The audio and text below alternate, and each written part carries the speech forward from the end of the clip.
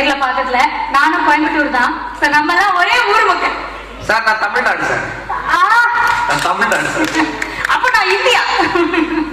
S sir. Stars of the golden period award நீங்க கொடுக்க போறீங்க. இந்த அவார்டு யார் வாங்க போறாங்க அப்படிங்கறத நம்ம பார்க்கலாம்.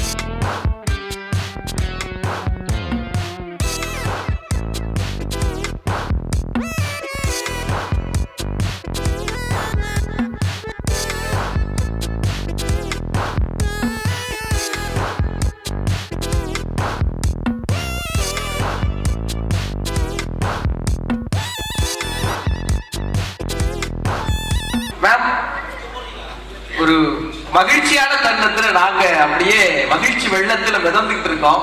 நீங்க சொல்லுங்க, இந்த விருது பெறுவதில் உங்களுக்கு எவ்வளவு மகிழ்ச்சி? அனைவருக்கும் வணக்கம். எனக்கு ரொம்ப சந்தோஷம். என்னுடைய முதல் படத்துல ஒரு குட்டி பாப்பாவா நினைச்ச பொண்ணு, குட்டி போய் ஞாபகம் ஒரு 7 வயசு பொண்ணா இருக்கும். 1964 ஒரு படம் சித்ரா பரணம்னு எங்க மாமா பையன் எடுத்தான். அந்த படத்துல நடிக்கும் போது இந்த குட்டி பாப்பா அந்த பாப்பாவோட பின்னாடி சிசுபாலன படத்துல ஜோடியாவே நடிச்சிருக்கிறேன். அவங்களுக்கு விருது கொடுக்கறதுல எனக்கு ரொம்ப சந்தோஷம். இந்த பக்கம் ஷீலாமா இருக்காங்க. ஷீலாமா செம்மீன் படம் பார்த்து நம்ம பைத்தியம் பிடிச்ச அளவுக்கு ஒரு பர்ஃபார்மன்ஸ் பண்ணுவாங்க. ஆனந்த தீபாவளி மலர்றவனுக்கு இந்த அம்மாவுடைய கதைக்கு நான் படம் வரைஞ்சேன். அதை ஞாபகப்படுத்துறாங்க. அவங்களுக்கு இந்த விருது கொடுக்கல ரொம்ப சந்தோஷம். பக்கத்தில் அனுபவம் புதுமை ராஜஸ்ரீ இருக்காங்க. இந்த அம்மா நடிச்ச படம் காதல் கல்யாணம் படம் லைஃப்ல பார்க்கவே முடியாது. ரவிச்சந்திரன் நான் நடிக்க வேண்டிய ரோல் ரவிச்சந்திரன் உள்ள வந்துட்டாரு. இல்லைன்னா அந்த படத்தை முதல்ல வந்திருக்க வேண்டிய ஆளு ரவிச்சந்திரன். காஞ்சனா முத்துராமன் இவங்க பண்ண ஒரு மகத்தான படம். அந்த படத்துல நடிச்ச கதாநாயகி விருது கொடுக்கல எனக்கு ரொம்ப சந்தோஷம். இது ஒரு குட்டி பாப்பா. அது இவ தேவதாஸ் படத்துல சாவத்துக்கு குட்டி ரோல் பண்ணியிருப்பான். அவையார் படத்துல அதே மாதிரி அவையாருக்கு குட்டி பாப்பா வேட் பண்ணியிருப்பான். நானும் சச்சும் ஒரு படத்தை ஒன்றா நடித்தோம். அது பத்திரிகையாளர் நடத்தினாரு. அந்த படம் வெளிவரல. நான் டூயிட்லாம் போய் சாத்தனோட டைம்ல டூயிட்லாம் பாடிட்டு வந்தோம். அந்த படம் வரவே இல்லை. இருந்தாலும் நிரந்தரமான குமாரின்னா அந்த பொண்ணு தான். வயசே தெரியாது அப்படி ஒரு பொண்ணு. அந்த பாப்பாவுக்கு பிரைஸ் கொடுத்தா ரொம்ப சந்தோஷப்படுறேன். அப்புறம் இந்த நிகழ்ச்சி பற்றி 2 வார்த்தை சொல்லணும். ஃபேம் அண்ட் ஃபேம் அவார்ட்ஸ் நிகழ்ச்சியில் கலந்துக்கலாம் ரொம்ப சந்தோஷப்படுறேன். இந்த பத்திரிகையாளர், எழுத்தாளர், திரைப்பட தயாரிப்பாளர், இயக்குனர், நடிகர் சித்ராசமன் தான் நம்ம எல்லாருமே தேங்க் பண்ணோம். அவர் 1970 ஸ்நேகிதிங்கிற படத்துக்கு பிஆர்ஓ ஆரம்பிச்சு 100 படங்களுக்கு மேல பிஆர்ஓ வேலை பார்த்தாரு. ஸ்டார்டிங் எங்க இருப்பாரு வேலை பார்த்திருக்காரு. திரைக்கதிர் அப்படிங்கிற ஒரு இயர் 15 ஆண்டுகள் அது நடத்தியிருக்காரு. பேசும் படம் பிலிமாலயா, சினிமா எக்ஸ்பிரஸ் கூட நிறைய தொடர்கள் கதை எழுதியிருக்காரு. சினிமா எக்ஸ்பிரஸ்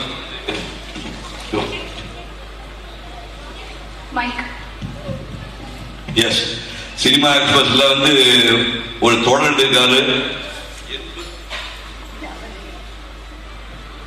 இதாவது வேலை செய்யுமா 80 ஆண்டு கால சினிமா 1931 இருந்து 2011 80 ஆண்டு கால சினிமா வரலாற்றை அதை தொடுத்து எழுதியிருக்க அந்த புத்தகம் கிட்ட இருக்கு. அதுக்கு மேல ஆவணம் தேவையில்லை. அந்த புத்தகம் எழுதினவர். அதுக்கப்புறம் பாரதிராஜாவோட கூடிய டிராவல் பண்ணியிருக்காரு. நாங்களும் பாரதிராஜாவோட சம்பந்தப்பட்டவங்க தான். பாரதிராஜா என்னோட 2-3 படங்களுக்கு அசிஸ்டன்ட் டைரக்டரா வேலை பார்த்தவர். அவர் 16 வயதில் எங்க மாமாவுடைய மருமகன் அவர் தான் ராஜகண்ணு. அவர் எடுத்த படம் 16 வயதில் இயக்குனர் இமயம்னா இனிமே இன்னும் அந்த இடத்துல யாரும் அடைக்க முடியாது. அவர்கிட்ட நண்பராக இருந்து எப்படியாவது அசிஸ்டன்ட் டைரக்டரா அவர்கிட்ட ஒர்க் பண்ண ஆசைப்பட்டு அலைகின்ற ஓய்வு படத்துக்கு அசிஸ்டன்ட் டைரக்டரா முதல் சித்தார்த்தமா சேர்றாரு. அலைகின்ற ஓய்வில் ஆரம்பிச்சு தமிழ், தெலுங்கு, ஹிந்தியில 25 படங்களுக்கு அசிஸ்டன்ட் டைரக்டரா அவர் வேலை பார்த்திருக்காரு. அதுக்கப்புறம் சும்மா இருக்க மாட்டாம இப்படியே பாட்டியை விட்டா போதாதுன்னு ப்ரொடியூசர் ஆகிட்டாரு. ப்ரொடியூசர் ஆகி மண்வாசனை படம், அதுவும் பாரதிராஜா டைரக்ட் பண்ணது.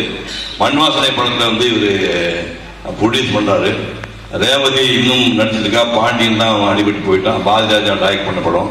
அதுக்கப்புறம் சிவாஜியும் சத்யராஜ் நடிச்ச ஜல்லிக்கட்டு படத்தை எடுத்து அது சூப்பர் ஹிட் படம். அப்ப தமிழ்நாடு முதலமைச்சர் எம்ஜிஆர் அவர்கள் அந்த 100ஆம் நாள் விழாவில் எல்லாருக்கும் விருது கொடுத்தாங்களாம். அதுக்கப்புறம் சும்மா இருப்பார் அவரு. இதுக்கப்புறம் டைரக்டர் ஆகிட்டார். பாருங்க எப்படி ப்ரொடியூசர் இப்ப டைரக்டர் ஆகி கமல் வச்சு சூரசம்கார்னு ஒரு படம் டைரக்ட் பண்றாரு. பிரபு வச்சு பெரிய தம்பின்னு ஒரு படம், கார்த்தி வச்சு சின்னராஜான்னு ஒரு படம், 3 படங்களை அவரு டைரக்ட் பண்ணியிருக்காரு. அதுக்கப்புறம் சும்மா இருக்கலாமா நடிகர் ஆகிட்டார். நடிகராகி ஜப்பான் கல்யாணராமன், பூவா பூத்துக்கு, தாவணிக்கடல் உட்பட 100 படங்களை சின்ன சின்ன வேஷங்களை அவரு பண்ணியிருக்காரு. அதுக்கப்புறம் சின்ன திரையில ஆபாவன தொடர், கங்கா யமுனா சரஸ்வதி ஆரம்பிச்சு பல தொடர்களை சின்ன திரையில் நடிச்சவர். தமிழ் திரை தயாரிப்பாளர் சங்கத்துறை செயலாளராகி தமிழ்நாட்டு முதலமைச்சர் ஜெயலலிதா அவர்களுக்கு பெரிய பாராட்டு விழா ஒண்ணு இந்த மனுஷன் நடத்திருக்கான். இதெல்லாம் முடிச்சுட்டு கடைசியா இந்த ruling talkies, social talkies, YouTube மூலமா சாய் சித்ரா நானே 4 எபிசோட் பண்ணியிருக்கேன். அது கிட்டத்தட்ட 20 கோடி பேர் நம்ம எழுதி பார்க்கணும். 20 கோடி பேர் சப்ஸ்கிரைப் இருக்கிறான்னு சொல்றாரு. மகத்தான ஒரு மனிதனுடைய இந்த விழாவுக்கு கோபேன்ஸ் பெயர்ல திரைக்கஞ்சை காண்டுதோர் விருது கொடுத்து போறாங்க. இது சிங்கார வேலனும் ரியாஸும் மகள் பாரஸ் ரியாஸ் விருதுக்கான கொடுத்துருக்காங்க. இவங்க நடத்துகிற இந்த நிகழ்ச்சி தொடர்ந்து என்ன சின்ன வயசுல 25 வருஷங்கள் தொடர்ந்து இந்த விழா நடத்த சொல்லி வாழ்த்துக்கு நன்றி தெரிவிக்கிறேன். வணக்கம். நிச்சயமா சார், ரொம்ப அழகா கோர்வையா எல்லாமே சொல்லிட்டீங்க. And stars of the golden period எங்க முன்னாடி இருக்காங்க. ராஜஸ்ரீமா, சச்சுமா, ஷீலாமா அண்ட் குட்டி பத்மினிமா. நீங்க சொல்லுங்கம்மா, இந்த தருணம் எவ்வளவு மகிழ்ச்சியா இருக்கு. ஹாப்பி நியூ இயர், புத்தாண்டு வாழ்த்துகள். இந்த வருஷம் ஃபர்ஸ்ட் டைம் இந்த அவார்ட் வாங்குறதுல எனக்கு ரொம்ப ரொம்ப சந்தோஷமா இருக்கு. எனக்கு மேடையில ஜாஸ்தியா பேசி பழக்கம் இல்லை. ஆனா இங்க இருக்கிறவங்க ரொம்ப நல்லா பேசுறவங்க. சிவகுமார் அவர் பேசினா அதுக்கப்புறம் வேற யாருமே பேச முடியாது. அவர் எல்லா வார்த்தைகளும் சொல்லிடுவாரு. நான் என்னை பத்தி சொல்லணும்னா உங்களுக்கு எல்லாம் தெரிஞ்சிருக்கும். நான் 1977 அப்புறம் நான் ஃபீல்டு விட்டதுக்கு அப்புறம் நான் திருப்பி ஃபீல்ட்ல என்ட்ரு ஆகல. அதனால எனக்கு இப்ப இருக்கிற ஃபீல்டு பத்தி இது பத்தி எனக்கு தெரியாது. ஆனா நான் சிவகுமார் அவரோட ஆக்ட் பண்ணல. ஆனா அவரோட ஃபேன். எல்லா ஹீரோ கூட நடிச்சிருக்கேன். ஆனா ஒரு சிவகுமார் அவரை தான் விட்டுட்டேன். ஏன்னா ஆக்ட் பண்ண வேண்டியது.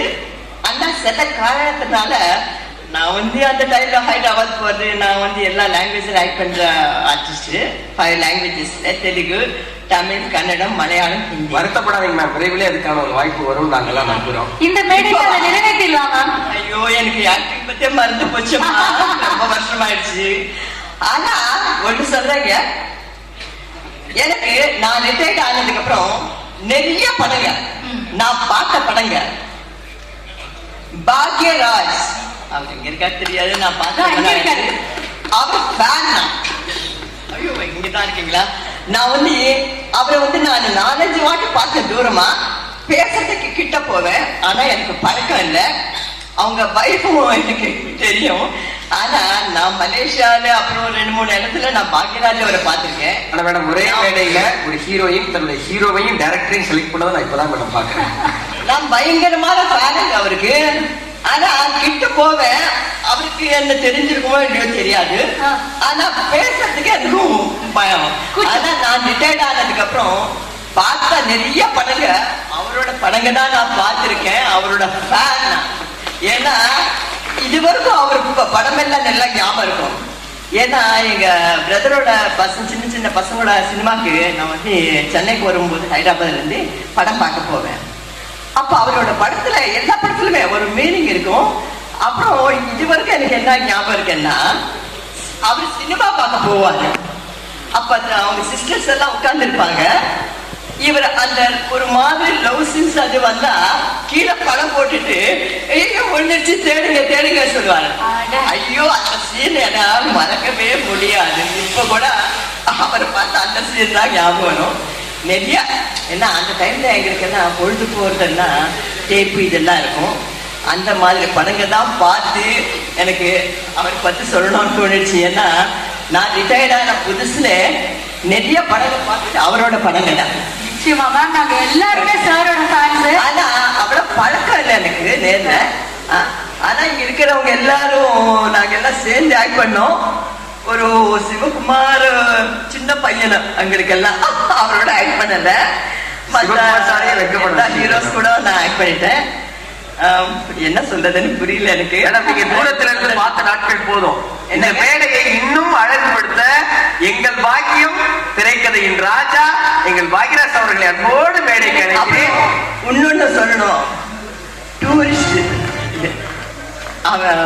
சித்ராலயா லக்ஷ்மணன் அவரை பத்தி எனக்கு அவ்வளவா நான் பார்த்து பழக்கம் இல்லை. பார்த்துருப்பேன், ஆனா பேரெல்லாம் நான் மறந்துடுவேன். ஏன்னா ஏஜ் ஆயிடுச்சு இல்லையா, அதனால மறந்துடுவேன். பார்த்தா மட்டும் கண்டுபிடிச்சிடுவேன். ஆனா பேர் சொன்னா எனக்கு ரொம்ப பேர எனக்கு ஞாபகம் இருக்காது. விருப்ப இயக்குனர் எங்கள் எல்லோருக்குமான விருப்ப இயக்குனர் பாக்யராஜ். இப்ப வந்து மற்ற எல்லாரும் பேசுவேன் இல்லையா, அதனால. அப்புறம் நல்லி செட்டியார் அவரை பத்தியும் சொல்லணும். ஏன்னா அவரை பார்த்தா எனக்கு ரொம்ப ஒரு ஞாபகம் வரும். எனக்கு என்னோட அன்பு தோழி பி சரோஜா தேவி அவர் தான் ஞாபகம் வருவார். நாங்க எல்லாம் எப்பவுமே நாங்க எல்லாம் ஒன்னா மீட் பண்ணுவோம், எல்லா இடத்துக்கு போவோம்.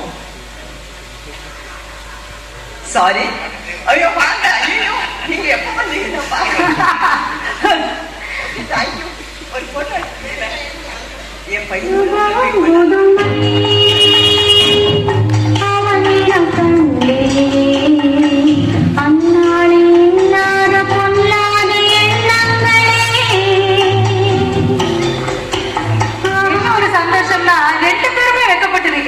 பிக்சர் பர்ஃபெக்ட் அப்படின்னு சொல்லணும். ராஜஸ்ரீமா, உங்களுடைய ஃபேவரட் எங்களுடைய திரைக்கதை மன்னன் பாக்யராஜ் சார் இருக்காங்க. ஒரு சுபமான ஒரு போட்டோ ஒன்று எடுத்துடலாம், தொடர்ந்து பேசலாம்.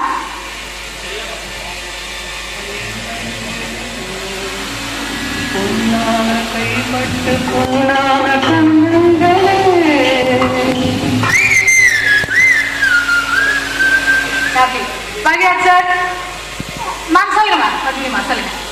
எல்லாருக்கும் வணக்கம். Chitra sir, thank you so much for such a lovely occasion and a beautiful award.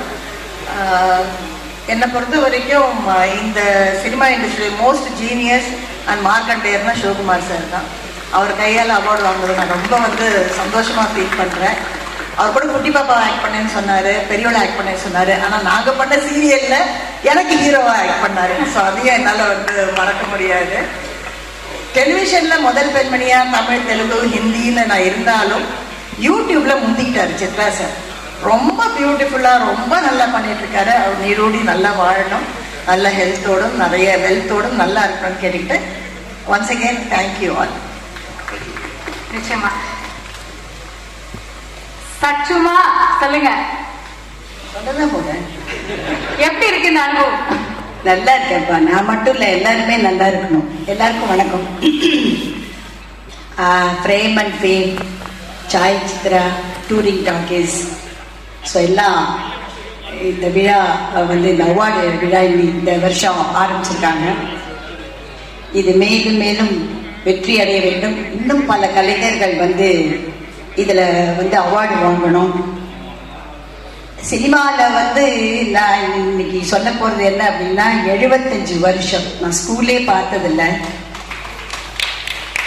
Floor தான் பார்த்துருக்கேன். முதல்ல சென்ட்ரல் ஸ்டுடியோவில் ராணின்ற படத்தில் கோயம்புத்தூரில் ஏசி சாமி இயக்குனர் அவர்களால் பானுமதி அம்மாவுக்கு ஜூனியராக நான் வந்து அறிமுகமானேன். ஸோ அதுலேருந்து எனக்கு வந்து என்னுடைய சொந்தக்காரங்களோ என்னுடைய ரிலேஷன்ஸோ என் கூட பிறந்தவங்களோ எல்லாரும் இருந்தாலும் இந்த சினிமா தான் என் குடும்பம். அதில் இருக்கிற டெக்னீஷியன்ஸ் தான் எனக்கு எல்லாமே அவங்க. ஸோ அதனால நான் அவங்களோட நிறைய பேரோட நான் வந்து ட்ராவல் பண்ணியிருக்கேன். இன்னைக்கும் புதுசாக இருக்கிறவங்களோடையும் நான் ட்ராவல் பண்ணிட்டு இருக்கேன். ரொம்ப சந்தோஷமா இருக்கு. சிவாஜி அண்ணன் அவர்கள் சொல்லுவாரு, நமக்கு வந்து எந்த அவார்டை யாரு ரெகக்னைஸ் பண்ணி கொடுத்தாலும் ரசிகர்கள் வந்து நம்மளை மறக்காம இருக்கணும் அப்படின்னா அவங்கள நம்ம சம்பாதிச்சு வச்சுக்கணும்னு அண்ணன் மட்டும் இல்ல, புரட்சி தலைவரும் சொல்லியிருக்காரு. ஸோ அதனால அவங்க வந்து இன்னைக்கும் எங்களை மறக்காம, ஏன்னா இந்த டிவின்னு வந்ததுனால ஏதாவது இந்த காதலிக்க நேரம் இல்லை போடாத சேனலே இல்லை. ஏதாவது ஒரு சேனல்ல டெஃபினட்டா ஓடிட்டு இருக்கும். இந்த கோபு சார் இருந்திருக்காரு, 93 வயசு, அவர் தான் வந்து அந்த வசனங்கள்லாம் எழுதினது. ஸோ அந்த மாதிரி படங்கள்லாம் கிடைச்சிது. அதுக்கப்புறம் நிறைய பேரோட, அதாவது ஹீரோயினா ஆக்ட் பண்ணலேன்ற வருத்தம் பெருசா இல்லை, முதல்ல இருந்தது.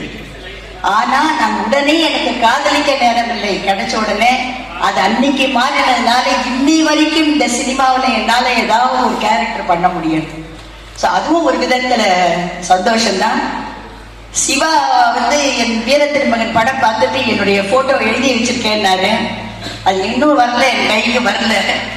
நான் அவரும் ஒரு புது படத்துல ஆக்ட் பண்ணோம். அது புதுசா ராவணன்னு, அவரும் பத்திரிகையாளர் தான்.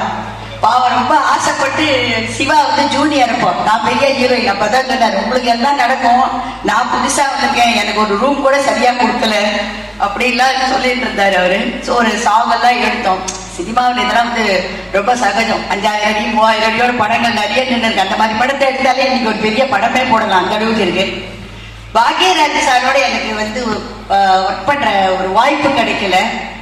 அதான் முந்தானை முடிச்சு டூர் சொல்லி ஒருத்தர் பாவம் ரொம்ப ஆசையா இருக்காரு, எனக்கு ரொம்ப ஆசையா இருந்தது. ஏன்னா அது ஒரு நல்ல கேரக்டர், அந்த குழந்தை பெருசாயுது. நான் கூட கேட்டேன் பாக்யராஜ் நீங்க தான் அதை டெவலப் பண்ணணும். இல்லம்மா சரியான ஆள் வரல, என்னால பண்ண முடியல இப்போ அப்படின்னு சொல்லிட்டாரு. ஸோ எத்தனையோ நல்ல கலைஞர்கள், டைரக்டர்ஸ், பிஆர்ஓ. முதல்ல பிஆர்ஓன்னு வந்து ஆரம்பிச்சது யாருன்னா பிலிம் நியூஸ் ஆனந்தன் போட்டோ தான் எடுத்துட்டு இருந்தாரு அவர் குமுதத்துல. எனக்கு 13 வயசோ 12 வயசோ அந்த குமுதத்துல ஒரு கதை வந்து நானும் சூரியகுமாரும் அந்த இதுல அந்த குமுதத்துல அந்த போட்டோ எடுத்து போட்டாங்க. அதுக்கப்புறம் தான் ஏடிஎம்மே என்னை பார்த்தாங்க அவங்க. கரெக்ட். ஸோ அதனால இன்னைக்கு வந்து சிங்காரவேலன், ரியாஸ், சித்ரா லட்சுமி நிச்சயமா. ஏன்னா இன்னைக்கு வந்து சில ஃபங்க்ஷன்ல சில ஆர்டிஸ்ட் எல்லாம் கலந்துக்க முடியல, வரமாட்டேங்கிறாங்க, எல்லாரும் ஒதுக்கிட்டாங்க. பட் நான் சொன்னேன் கண்டிப்பா வரேன் லக்ஷ்மணன், நான் கண்டிப்பா வருவேன் அப்படின்னு சொன்னேன். ராஜ்னிகிட்டே சொன்னேன், ராஜ்னி நீங்க எல்லாம் வாங்க, ஏன்னா அவங்க பிஆர்ஓ எவ்வளவு சர்வீஸ் பண்ணியிருக்காங்க, அவங்க கூப்பிடும் போது நம்ம போய் அவங்களோட என்கரேஜ் பண்ண முதல்ல இது பண்றாங்கன்னு சொல்லி அதுக்காகத்தான் வந்தேன். இது வந்து ரொம்ப பெருமையா இருக்கு, நீங்க எல்லாரும் வந்ததும் ரொம்ப சந்தோஷமா இருக்கு. இந்த விழா மேலும் மேலும் இன்னும் சிறப்பா நடக்கணும்னு, நிறைய வருஷம் நடக்கணும், அவங்களுக்கு பல வெற்றிகள் கிடைக்கணும்னு வாழ்த்துறேன், கடவுளை வேண்டுறேன். நன்றி, வணக்கம். ஷீலாமா ஒரு சில வார்த்தைகள். எல்லாருக்கும் என்னுடைய வாழ்த்துக்கள், நியூ இயர் வாழ்த்துக்கள், பொங்கல் வாழ்த்துக்கள். எனக்கு அவ்வளோ ஃப்ளூவெண்டாக இப்போ தமிழில் பேசுறதுனா கொஞ்சம் கஷ்டமாக தான் இருக்குது. என்னை இந்த விழாவுக்கு கூப்பிட்ட போது நான் சொன்னேன், என்னை ஏன் கூப்பிட்றீங்க, நான் மலையாளத்தில் இருக்கிறேன், நீங்கள் யாருமே தெரியாது, என்ன எதுக்கு கூப்பிட்றீங்கன்னு கேட்டேன் நான். அவங்க சொன்னாங்க, நீங்களும் ஒரு 10-12 படம் தமிழில் பண்ணியிருக்கிறீங்க அப்படின்னு சொல்லி அந்த ஒரு காரணத்துக்காக தான் வந்தேன் நான். இங்க வந்து எல்லாம் தமிழ்ல இருக்கவங்களுக்கெல்லாம் செம்மீன் ஷீலான்னு சொன்னாதான் தெரியும். அந்த ஒரு படம் தான் ஞாபகம் இருக்கு. நான் மலையாளத்துல 520 படம் பண்ணியிருக்கேன். நான் வந்து 4 படம் டைரக்ட் பண்ணியிருக்கேன், ஸ்டோரி எழுதியிருக்கேன், மம்முட்டிக்கு வேண்டிய ஸ்டோரி, அதெல்லாம் உங்களுக்கு ஒன்றும் தெரியாது. அதனால தான் சொன்னேன், என்னை கூப்பிடாதீங்க, நான் வந்து வந்தால் எனக்கு அங்கே ஒரு மரியாதை இருக்காது அப்படின்னு. அப்போ சித்ரா லக்ஷ்மணன் சொன்னார், இல்லை அப்படிலாம் கிடையாது, வாங்கன்னு சொல்லி கூப்பிட்டாரு. அந்த காலத்தில் எங்களுக்கு வந்து எப்பவுமே shooting 9 to 1, 2 to 9, 10 to shooting இருந்துகிட்டே இருக்கும். எங்களுக்கு வெளி உலகங்கிறது என்னமே தெரியாது. ஒரு வெளி உலகத்தை பற்றி தெரியலன்னா இந்த பத்திரிகை ஆளுங்க வந்து பேசுவாங்க எங்க கூட. அவங்க மட்டும்தான் வெளி உலகத்திலிருந்து வர ஆளுங்க. அதுல வந்து மதியொலி சண்முகன் ஒருத்தர் இருந்தாரு, அவருக்கு ரொம்ப க்ளோஸ் ஃப்ரெண்ட். அவருக்காகத்தான் யட்சகானன் ஒரு படம் வந்து நான் வந்து கதை எழுதி டைரக்ட் பண்ணி கொடுத்தேன். நான் அதை வந்து அந்த ரைட்ஸ் எல்லாம் அவருக்கே கொடுத்துட்டேன்னு அவர் வந்து 1000 ஜென்மங்கள்னு சொல்லிட்டு அதை வந்து பஞ்சோர் நாசத்துக்கு கொடுத்துட்டாரு அந்த ரைட்ஸை. அது மாதிரி சின்ன சின்ன தொடர்புகள் எல்லாம் இருக்கு எனக்கு தமிழ்மா. நான் என்னோட 13 வயசுல இருந்து நம்ம இங்கே சென்னையில தான் வாழறேன். சென்னையில் தான் எங்களுடைய ஷூட்டிங் எல்லாமே. அந்த காலத்தில் நாங்கள் எல்லாரும் சென்னையில் தான் எங்கள் ஷூட்டிங் இருந்தது. தமிழ், தெலுங்கு, கன்னடம், மலையாளம் எல்லாமே இருந்தது. ஸோ எல்லாருமே நாங்கள், எங்களுக்கு கேரவான் கிடையாது. எங்கள் கேரவான்னா பெரிய பெரிய ஏவிஎம் ஸ்டுடியோவில் அங்கே பெரிய பெரிய மரம் இருக்கும். அந்த மரங்களுக்கு அடியில் உட்காந்து நாங்கள் எல்லாம் பேசுவோம். பேசும்போது எங்களுக்கு அவ்வளோ சந்தோஷமா இருக்கும். அனிசிலிய மலையாளத்தில் நடிச்சது, ஆனால் அவங்க ரொம்ப ஃப்ரெண்ட் ஆகிட்டாங்க. இவங்கெல்லாம் வந்து மலையாளத்தில் நடிச்சிருக்காங்க. அப்போ கூட ரொம்ப இவங்கெல்லாம் ஒரு ஆர்டிஸ்ட் வந்து அவ்வளோ ஒரு க்ளோஸ் ஆகிட்டோம் நாங்கெல்லாம். ஆனால் இப்போ அவங்க என்ன சொல்கிறேன்னா எல்லாருக்கும் நானோட இப்போ கொஞ்சம் படங்கள்லாம் நடிக்கும் போது கேரவான் கொடுத்துட்டாங்க. எனக்கு அப்படியே உயிரை போகிற மாதிரி இருக்கு. கேரவான்லையோ 4 பேர்கிட்ட பேச மாட்டோமோ, என்ன இது கொண்டு அடைச்சி ஜெயில் மாதிரி வச்சிருக்காங்களேன்னு இருக்கும். ஆனால் எல்லாருமே கேரவானில் தான் உட்காந்துருக்காங்க. ஸோ இதெல்லாம் காலத்தோட மாற்றம். இதெல்லாம் தேவைதான் நமக்கும். இப்போ சிவகுமார் சாரை பற்றி சொன்னோன்னா ஐயோ அவரை மறக்கவே முடியாது. சின்ன வயசுலேருந்தே எனக்கு தெரியும். நாங்கள் 2 பேரும் சின்ன வயசுல அப்போ நான் ஆனந்த விடன், குமுதம், சுதேசம் கழுத்தாக எழுதுவேன். நான் தமிழ்லேயே எழுதுவேன். நான் அப்போ வந்து அதுக்கு வந்து அவர் வந்து படம் வரைஞ்சிருக்கிறாரு. ஒரு கோலம், இப்போ சொன்னார், ஒரு கோலம் போடுற மாதிரி கங்கை எங்கே போகிறான்னு ஒரு கதையில அவர் படம் வரைஞ்சிருக்கிறாரு. ரொம்ப சந்தோஷமா இருக்கு. பாக்யராஜ் சார் கூட நான் ஒரு மலையாளம் படம் பண்ணியிருக்கிறேன். நான் மிஸ்டர் மருமகன் ஒரு படம், அந்த ஒரு பாக்கியம் எனக்கு கிடைச்சது. உங்க அந்த காலத்துல எனக்கு நடிக்க முடியல உங்க கூட. ஆனா கடைசியில நான் ஒரு படத்தில் நடிச்சு ரொம்ப சந்தோஷம். எனக்கு ரொம்ப வருத்தம் என்னன்னா கே பாலச்சந்தர் படத்துல எனக்கு நடிக்க முடியல. ஏன்னா அவ்வளோ ஒரு பெரிய டைரக்டர். என் சன்னுக்கு வந்து ரொம்ப ஃப்ரெண்ட். அவர் எப்போ பார்த்தாலும் அங்கே போய் உட்காந்துருப்பான் என் பையன். ஆனால் அவர் படத்தை நடிக்க முடியலன்னு ரொம்ப இது. ஏன்னா நிறைய நடிக்க கற்றுக் கொடுப்பார் அவர். இப்படி நடிக்கணும். ஒன்லி தமிழ் டைரக்டர்ஸ் மட்டும்தான் நடிப்பு எப்படி இருக்கணும்னு சொல்லி கொடுப்பாங்க ஒரு ஆர்டிஸ்டுக்கு. மலையாளத்தில் யாருமே ஒன்றுமே சொல்ல மாட்டாங்க. வாங்க ஓகே இந்த ஷார்ட்டை நீங்கள் இப்படி வந்து அப்படி வந்து போய் டைரக்டரோட ஹீரோட்ட பேசிட்டு போனோம்னு சொல்லுவார். அந்த காலத்தில் பாருங்க, இப்போ கூட எங்களை கலாட்டா பண்ணுவாங்க ஆர்டிஸ்ட் எல்லாம். ஜனங்க கலாட்டா பண்ணுறாங்க. நீங்கள் என்ன இது அந்த காலத்துல எல்லாம் வந்து ஒரு அப்படி நாடகமாக கத்தி கத்தி பேசுறீங்க, என்ன பேசுறீங்கன்ட்டு. அந்த காலத்தில் நாங்கள் பாருங்க, எங்களுடைய மைக் வந்து ஒரு 10 அடி மேலே இருக்கும். இங்கே பக்கத்தில் ஒரு காதலன் கூட பேசணும். என்னங்க இன்னைக்கு நைட் நம்ம 2 பேரும் ஓடி போயிடலாமா? நீ பேசுறது கூட என்னங்க இன்னைக்கு நைட் நம்ம ஓடி போயிடலாமா அப்படி சொன்னாதான் அந்த 10 அடி மேல இருக்க மைக்கு கேட்கும். லாங் ஷாட் வச்சாங்கன்னா. இப்போ எவ்வளவு வசதியாயிடுச்சுதான் காருக்குள்ளார இங்க இப்ப நடிக்கிறவங்கள ரொம்ப பாக்கியம் செஞ்சவங்க, புண்ணியம் செஞ்சவங்க. எங்களுக்கு அந்த மாதிரி எல்லாம் ஒரு ஆப்பர்ச்சுனிட்டி கிடைக்கல. ஸோ இப்போ வந்து கோட்டா சாரை பார்த்தேன். நான் அவரு தான் வந்து நான் நிறைய படம் வரைஞ்சி நான் வந்து 3 எக்ஸிபிஷன் வச்சிருக்கேன். அதாவது இது பெயிண்டிங் எக்ஸிபிஷன். அவர் தான் எனக்கு இன்ஸ்பிரேஷன். அவர் அதெல்லாம் நான் கேன்சர் பேஷண்ட்ஸ்லாம் கொடுத்தேன். நான் அதில் கிடைக்கிற பணம் எல்லாம் கேன்சர் பேஷண்ட்ஸ் கொடுத்தேன். நான் அது மாதிரி சின்ன சின்ன இவங்க இருக்கும். ஆனால் தமிழ் ஃபீலிங் வந்து கிரேட். ஆனால் நல்ல மலையாள படங்கள் மலையாளத்தில் எடுக்கிறாங்க. இப்போ தெலுங்குல ரொம்ப நல்ல படங்கள் எடுக்கிறாங்க. உங்களை எல்லாம் இங்கே பார்த்தோன்னே, ஆனால் இங்கெல்லாம் காலியாக இருக்கேன், என்ன இப்படி இருக்குதுன்னு வந்தோடனே நான் தான் பார்த்தேன். நான் ஏன்னா இன்னும் இவ்வளோ பெரிய பத்திரிகைகள்லாம் வந்திருக்கீங்க, இன்னும் வந்து எவ்வளவோ ஆளுங்க இந்த மாதிரி இவங்களெல்லாம் வந்து உற்சாகப்படுத்துறதுக்கு நீங்க எல்லாம் நிறைய பேர் வந்து வரணுமேனு மனசுக்குள்ள நினைச்சேன். நான் என்ன இருந்தாலும் இங்கே வந்ததும் உங்களெல்லாம் பார்த்துருக்கோம். விஜயகுமார் சாரை பார்த்தேன், கலா மாஸ்டர் பார்த்தேன், அம்பிகா மேடத்தை பார்த்தேன். இத்தனை பேரை பார்த்ததும் ரொம்ப சந்தோஷமா இருக்கு. இந்த ஐயோ சாரி பார்த்தேன் உங்களை வந்து நான் ஒர்க் பண்ணதில் உங்க கூட ரொம்ப சந்தோஷம் பண்ணுவேன் சார். எல்லாருக்கும் என்னுடைய நன்றி, வணக்கம். பல டிக்கெட்ஸ், உங்க டிக்கெட்ஸ், உங்களுக்கு அடுத்த டிக்கெட்ஸ் முக்காலமும் ரசிகர்கள் வைத்திருக்கிற ஒரு சினிமா ஞானியா உங்களுக்கு மேடையில பார்க்கறதுக்கு ரொம்ப ரொம்ப மகிழ்ச்சியா இருக்கு சார். நீங்க இவங்க எல்லாரையும் எவ்வளவு அட்வைட் பண்ணிருக்கீங்க?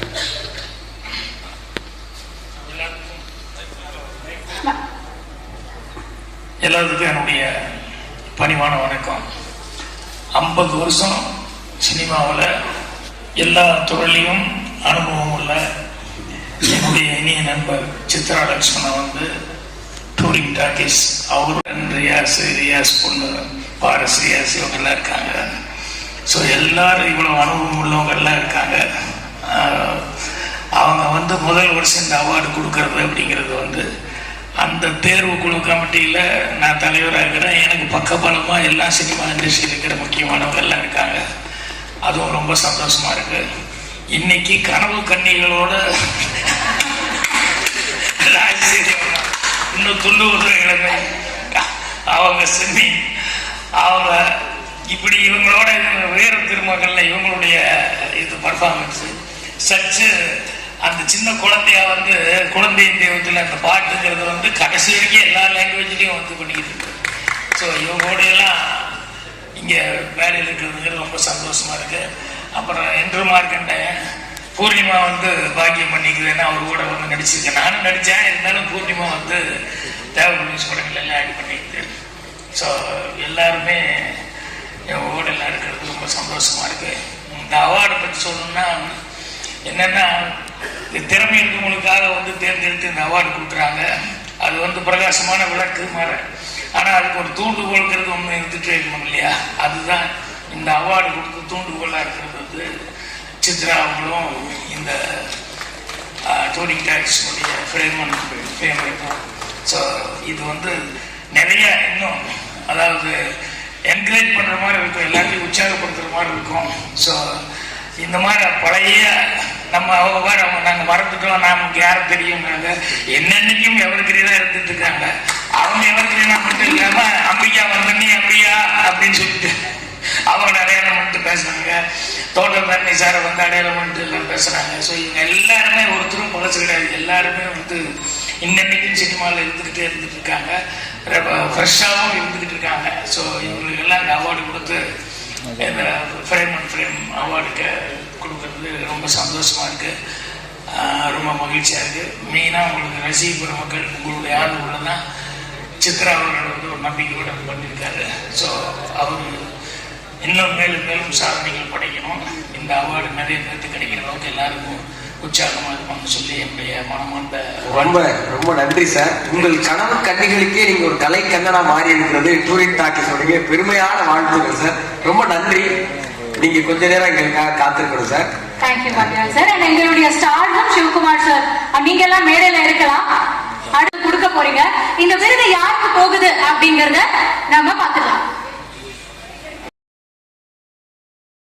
சிவகுமார் தமிழ் திரையுலகில் சுயம்புவாக பெருவெற்றி கண்ட வெகு சிலரில் இவர் தீய பழக்கங்கள் தன்னை தீண்டாமல் காத்துக் கொண்ட வெகு சிலரில் இவர் திரையில் ஆயாசமாக நடித்து வாழ்வில் கிஞ்சித்தும் நடிக்க தெரியாத வெகு சிலரில் இவர் திரையுலகில் இலக்கிய பரிச்சயம் கொண்ட வெகு சிலரில் இவர் ஹரிதாரத்தை கலைத்த பின் நேர்மையை ஒழுக்கத்தையும் ஒருங்கே உழைத்து பூசிக்கொள்ளும் கௌரவமான வெகு சிலரில் இவர் அவர்தான் நம் தமிழ் திரையுலகம் கண்டெடுத்த முத்துக்களில் ஒன்றான மாறாத குணமுடைய ஏறாத வயதுடைய மார்க்கண்டே சிவகுமார். ராமருக்கு உருவம் கொடுத்தவர் எட்டி ராமாராவ் என்றால் முருகனுக்கு முகம் கொடுத்தவர் சிவகுமார். காலண்டரில் உள்ள முருகன் சற்று உற்று பார்த்து சிவகுமார் தரிசனம் கொடுப்பார். அந்த அளவிற்கு அண்ணனின் கருணை பெற்றவர். ஆரம்ப காலங்களில் முருகனாக அகத்தியராக அவதாரம் ரோசாப்பூர் அறிக்கைக்காரி செம்பட்டையாக அதிர வைத்தவர், அக்கினி சாட்சியாக வலம் வந்தவர், ஒருவர் வாழும் ஆலயத்தின் உருவமாகவே மாறிப்போனவர், சிந்து பைரவியின் ஜேகேவியாக உயரம் பெற்றவர், மகனாக, தந்தையாக, தனையனாக, தாத்தாவாக என அனைத்து கதாபாத்திரங்களிலும் தன் தனித்துவத்தை நிலைநிறுத்தியவர். இனி பெரிய திரையில் இவர் நடிக்க வேறேதும் பாத்திரங்களே இல்லை என்ற சாதனைக்கு சொந்தக்காரர். சின்ன திரையிலும் கால்பதிவு வெற்றி கண்டவர். அரிதாரம் போதும் என்று தடாதடியாக இவர் அறிவித்தது திரையுலகிற்கு இழப்பு, ஆனால் தமிழ் இலக்கிய உலகிற்கு அதிர்ஷ்டம். புகழெனும் போதையை கூட புறந்தள்ளுபவர் இவர் என்று அன்றுதான் திரையுலகினர் கண்டுகொண்டார்கள். பின்னர் இவரை கம்பனும் பாரதி வள்ளுவனும் உலகெங்கும் கூட்டிச் சென்றார்கள். யோகத்தை நம்புவதை விட யோகாசனத்தை நம்பு என்று உணர்த்தியவர். கொள்ளென கொடுத்தல் உயர்நம்புரி என வாழ்த்து காட்டியவர். அப்பாதையின் வழியை வலுவான பயணத்தை தொடரும் சூர்யா, கார்த்தி என்ற இரு மனிதநேய மிக்க முத்துக்களை தமிழகத்திற்கு கொடுத்தவர். இத்தனை பெருமைகளுக்கும் சொந்தக்காரர் தான் பெருமைக்கும் கம்பீரத்திற்கும் உரிய சிவகுமார். நேர்மையும் ஒழுக்கமும் உள்ளவர்கள் கொஞ்சம் நெஞ்சை நிமிர்த்தித்தான் செல்வார்கள். அப்படி ஒருவர் நம் காலத்தில் நம்மோடு வாழ்கிறார் என்ற பெருமையோடு frame and fame legacy of excellency அவார்டை சிவகுமாருக்கு வழங்குவதில் வேறு வகை கொள்கிறது. Touring talk is present frame and fame awards 2026 legacy of excellence in cinema.